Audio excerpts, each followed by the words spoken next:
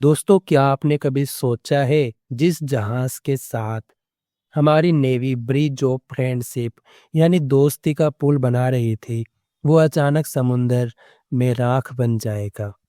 4 मार्च 2026 की सुबह हिंद महासागर इंडियन ओशन में श्रीलंका के गाले शहर के पास एक ईरानी वॉरशिप IRIS डेना को एक अमेरिकी सबमरीन ने टोरपीडो से उड़ा दिया। 87 ईरानी सैनिक मारे गए।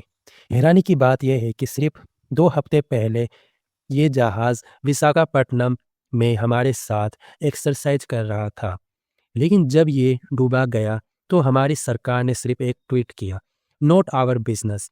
क्या सच में ये हमारा बिजनेस नहीं है? ये समझने के लिए हमें थोड़ा पीछे जाना होगा। मिडल ईस्ट में अमेरिका और इजराइल ने मिलकर ईरान पर एक तरह से फुल स्केल वॉर छेड़ दिए। ईरान की राजधानी तेहरान समेत कई शहरों पर 2000 से ज़्यादा बम गिराए जा चुके हैं। ईरान भी चुप नहीं है। उसने अमेरिका के 27 मिलिट्री बेसों पर मिसाइल दागी। हालात ये है कि लेबनान का हिजबुल्लाह भी अब इस जंग में कूद चुका है। और सबसे डरावनी बात, ईरान ने स्ट्रेट ऑफ हॉर्मज को बंद करने की धमकी दी है। ये वो रास्ता है जहां से दुनिया का 20% तेल गुजरता है। अगर ये बंद हुआ तो आपकी गाड़ी का पेट्रोल और घर का गैस सिलेंडर सीधा आपकी पहुंच से बाहर हो जाएगा। भारत की पहचान हमेशा से ऐसी रही है कि हम किसी के सामने झुकते नहीं थे। 1979 में जब रूस ने अफगानिस्तान पर हमला किया तो इंदिरा गांधी ने उसका विरोध किया। 2003 में जब अमेरिका ने इराक पर हमला किया तो अटल बिहारी वाजपेयी ने अपनी सेना भेजने से साफ मना कर दिया। लेकिन आज क्या हो रहा है?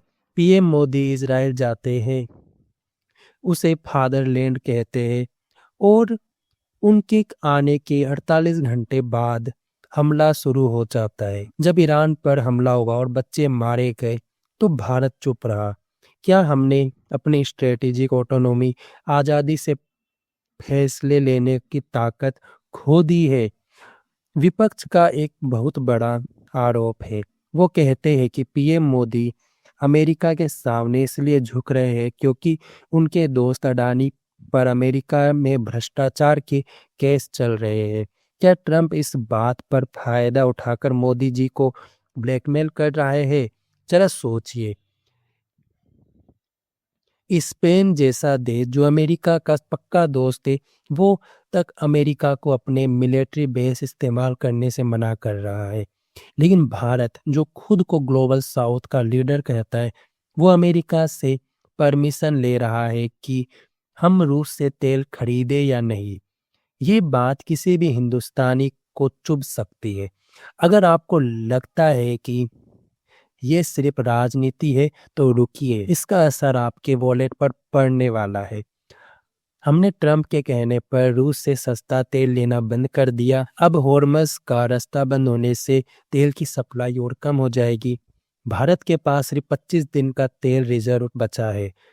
हाल ही में LPG सिलेंडर के दाम 60 रुपए बढ़े हैं। जब हमारी सरकार अमेरिका के हिसाब से अपनी इकोनॉमी चलाएगी तो महंगाई का बोझ आम आदमी पर ही उठेगा। इतिहास गवाह है, जब भी कोई ताकतवर देश किसी दूसरे देश में डेमोक्रेसी लाने के नाम पर घुसता है तो वहां सिर्फ लाशें और तबाही बचती है। इराक और सीरिया इसके उदाहरण है।